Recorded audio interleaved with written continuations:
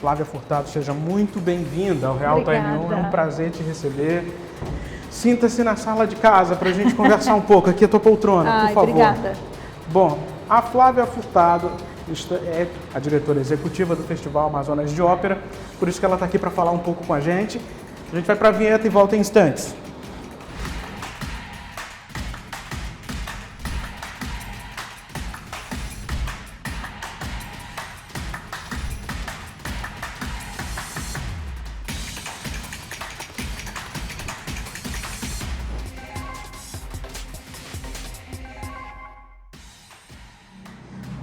Olha só, o Festival Amazonas de Ópera começa agora, sexta-feira, dia 21 e vai até dia 28 de maio.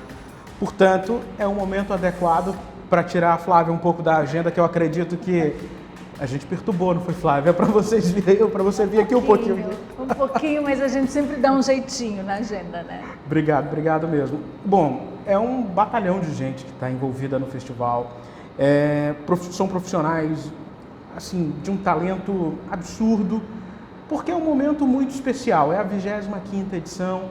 O que a gente pode esperar esse ano, da edição de 2023 desse festival? Olha, o Maestro Malheiro estava outro dia dando uma entrevista também e ele falou o seguinte, ele falou que ele acha que essa edição dos 25 anos é a edição mais importante de toda a história do festival, porque a gente já tem um caminho traçado, a gente já tem um histórico para mostrar, já temos resultados, não só os de emprego, de capacitação de mão de obra, mas a gente tem os resultados artísticos, porque esses às vezes demoram bastante para acontecer. Então, depois de 25 edições, a gente tem um projeto consolidado, um projeto que é politicamente correto em todos os sentidos, de acessibilidade, de inclusão, de popularizar a ópera, sem ter o preconceito contra a manifestação artística, porque aqui a gente populariza a ópera fazendo ópera. Sim. Então, é muito gratificante chegar hoje, 25 anos depois, e ver todo o trabalho que foi feito e os resultados que geraram. Você também tem autoridade para falar sobre isso por estar desde a primeira edição. Não. Você começou quando? Eu comecei em 2003. Esse ano eu faço 20 anos de festival. Mas começou bem perto ali do início. Sim. Nessa trajetória, o que você entende que transformou essa popularidade? Hoje o amazonense, ele ocupa as cadeiras do teatro, o público de fora vem para cá, mas de uma forma em geral isso democratiza. Isso está um pouco distante da escola de Frankfurt. Vou puxar aqui um pouco sociologia lá de trás, do que dizia Theodor Adorno. É um pouco disso? A opção de levar para o público, para o grande público? Eu acho que desde o início do festival foi uma decisão política tomada de que o preço do ingresso teria que ser baixo para poder dar o acesso à população. Porque você tem, de um lado, você tem que comunicar o projeto para você e do outro lado você tem que dar o acesso. O real acesso, a gente faz ações na periferia, a gente faz ações no interior, nos bairros, mas o acesso não é só você tirar o projeto do Teatro Amazonas e levar para as periferias. O acesso também é você virar para as periferias e falar: o Teatro Amazonas é um território que pertence também a vocês. E vocês têm condição de escolher o dia e tem ingressos de R$10 para quem quiser comprar. Então, isso é a verdadeira democratização. Você leva para a periferia e você dá o acesso para a periferia, aquele espaço. O Teatro Amazonas não é um espaço de elite, é muito mal entendido às vezes quando as pessoas falam. O Teatro Amazonas é do povo. Então, e o povo pode e deve entrar ali e preencher o espaço que é seu por direito, de todo amazonense. Flávia, nesses anos em que você está envolvida, como é que você olha para a plateia e observa, de fato uma mistura da população ali, de várias classes? A população tem se apropriado disso ao longo dos anos? Tem. É engraçado porque o que a gente observa ao longo desses anos é que assim, a gente tem um público de estrangeiros, lógico, temos um público de fora, brasileiros de fora do estado, e temos um público de amazonenses, não das classes mais altas, justamente das classes média para baixo. Esse público, a gente já tem o Teatro Amazonas em 2017, ele foi o El País, que é um jornal de maior circulação da Espanha, ele lançou, era um crítico de ópera, e ele fez uma matéria, cada semana um artigo sobre os 10 teatros de ópera mais importantes do mundo, segundo ele. E o Teatro Amazonas estava lá, na lista dos 10 teatros de ópera mais importantes do mundo. Entre outras coisas, uma coisa que ele falou na crítica é que nós temos o público de ópera mais jovem do mundo, segundo ele. Porque lá atrás, junto com a orquestra, com o coral, foi criado o Liceu de Artes e Ofícios Cláudio Santoro, que hoje só na capital atende 6.000 crianças.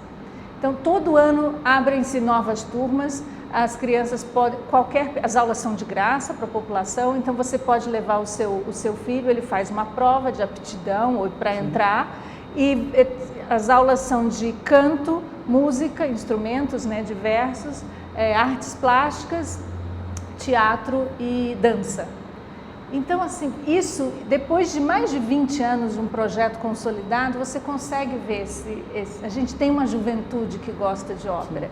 E eu acho incrível que o amazonense pode dizer que na minha terra tem boi e na minha terra tem ópera com o mesmo peso e com o mesmo orgulho, né? E um reconhecimento internacional. Sim, com certeza. Agora, Flávia, nacionalmente, vamos falar a nível Brasil. A ópera, a música erudita, ela está cada vez mais consolidada. O Brasil é um palco, se torna um palco tradicional cada vez mais desse tipo de... vamos falar da música erudita que engloba de forma em geral a ópera. Olha, até pouco tempo atrás, o setor de música clássica, música erudita, ópera e dança no Brasil, principalmente ópera e música clássica, ele não era um setor organizado.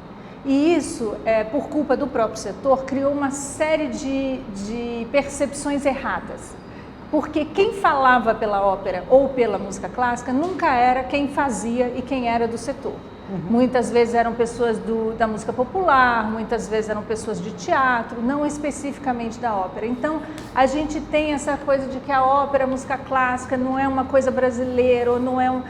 Isso tudo cai por terra quando você começa a conhecer o setor, principalmente hoje, no século XXI. Hoje em dia, primeiro que a gente estudar os compositores que tivemos. E fora os compositores que tivemos. Nós temos mais de 100 compositores históricos que escreveram, fora os atuais, e escrevem óperas aqui no Brasil e brasileiros. Chiquinha Gonzaga escreveu ópera, Noel Rosa escreveu ópera. Ópera fazia parte do imaginário e da cultura do Brasil. Desde sempre, desde a vinda de Dom João para cá. Ele veio com toda a comitiva, e a Casa Real Portuguesa sempre foi uma casa que era conhecida por gostar de música, né? Então, assim, nós temos a história, isso também faz parte do nosso DNA.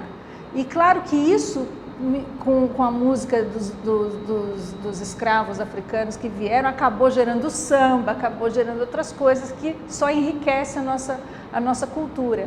Então, assim, acho que hoje em dia também com o distanciamento histórico, a gente está revendo a história da ópera no Brasil com outros olhos. Então, existem historiadores e pesquisadores revendo todas essas questões, inclusive de ópera ser essencialmente branca ou não. Até hoje, você encontra orquestras, por exemplo, que são 80% de músicos de negros no Brasil. E então, isso assim, maravilhoso a gente entender que há uma participação. Sim. Há uma participação distante do que é imaginado. Sim. E dentro da gente, durante a pandemia, o setor se organizou, temos hoje um fórum de ópera, dança e música de concerto, e dentro do fórum existe o Ubuntu, que é uma organização de cantores negros, e eles estão revendo até toda essa história da ópera no Brasil à luz da diáspora africana. Então eles estão descobrindo um monte de coisas, né? Que legal. Sobre orquestras só de negros, sobre isso, sobre aquilo. É muito interessante e gratificante. Então, assim, o Brasil tem sim um protagonismo nesse mercado. A gente, na ópera, o Amazonas tem esse protagonismo. Nós lideramos nós temos o maior festival de ópera da América Latina, o maior festival de ópera do Brasil, o mais antigo do Brasil. Nós somos, digamos assim, estamos entre os principais, com certeza, entre os principais teatros de ópera do país. Bom, como eu falei, inclusive do mundo, né? Do mundo, é isso mesmo. Bom, mas olhando para Manaus, olhando para o estado, um festival como esse, nessa magnitude, tem uma grande participação, economicamente falando, na cadeia produtiva local. É muita gente envolvida. E uma economia que gira em torno, e já espera por esse festival. Quantas pessoas hoje, em média, estão trabalhando para o FAO? Nesse festival, nós temos 640 pessoas trabalhando. Olha só. Entre artistas, técnicos e pessoas. Fora, assim, não estou contando porque não estou contando hotel, né, outros serviços que giram em torno. Indiretamente, né? Na verdade é assim, tudo que o festival contrata é direto. Sim. Agora, todos os turistas que vêm para assistir o festival, e onde eles se hospedam, o transporte, o táxi, o passeio que eles fazem, o artesanato que eles compram, o jantar, isso tudo é impacto indireto. Esse impacto indireto, a gente ainda não tem, porque eu não tenho como medir isso, porque precisa de metodologia, precisa de uma equipe separada. Sim. Mas é o nosso próximo passo, né? Talvez contratar uma FGV, alguma coisa assim, para poder fazer uma pesquisa de impacto econômico do festival. Agora, o que a gente tem de indicadores nesses 25 anos já são impressionantes. Nos últimos 25 anos, 7 hotéis foram abertos ao redor do Teatro Amazonas, os 2 últimos 5 estrelas. O entorno do teatro foi completamente revitalizado. Então, o que você tem lá, o artesanato que é vendido hoje ali ao redor do teatro é artesanato certificado dos povos originários. Então, você acaba impactando a economia inteira do estado indiretamente. Eu tenho relatos de donos de lojas de materiais de construção, de tecidos que esperam o festival porque o faturamento aumenta. Então, é muito bom de ver. Você vê, uma cidade onde não tinha nenhuma loja de instrumentos musicais, hoje tem 6. Exatamente. E isso você vê crescendo, né? Você vê, eu acho que o próprio liceu que você mencionou no começo tem muito essa participação nessa atividade, porque você vai formando músicos, você vai formando uma cadeia ali que, obviamente, vai impactando em outros setores. Agora, Flávia, quando a gente olha para o festival, a gente consegue entender que além desse gosto que o amazonense começa a ter cada vez mais por conta de um lastro, de um histórico por trás disso, a gente consegue perceber talentos, e talentos assim, daqueles assim, os mais impressionantes, né? Gente da terra que está envolvida nas mais diversas atividades da produção do festival. Qual o retorno que vocês, na direção, conseguem ter dessas pessoas? Olha, o Maestro Malheiro, a gente tem o maior especialista de ópera da América Latina como diretor artístico. Isso faz muita diferença. Quando você falou nessa trajetória, eu acho que o que fez diferença nesse projeto é a continuidade. Você não consegue esse tipo de resultado se você não tem continuidade no trabalho. Você tem uma pessoa especialista da área à frente da questão artística. Nós nunca tivemos, isso é uma maturidade aqui no Estado, nós nunca tivemos ingerência na programação artística, então nunca teve, vamos fazer Carmen porque é popular, vamos fazer... Não, o maestro sempre teve total liberdade para poder escolher os títulos, porque eu costumo dizer assim, trazer o jornalista internacional a primeira vez é fácil. A gente tem o filme O Fitzcarraldo, do Herzog, que é um filme cult, que conta uma história fictícia sobre um tenor que queria construir um teatro no Amazonas e constrói o Teatro Amazonas. Então o teatro é muito famoso na cultura internacional por causa disso, mas é um filme bem antigo. Então você tem o Fitzcarraldo, você tem o Boto Cor-de-Rosa, a Floresta, você tem Tacacá, todo mundo tem esse imaginário que é vir conhecer.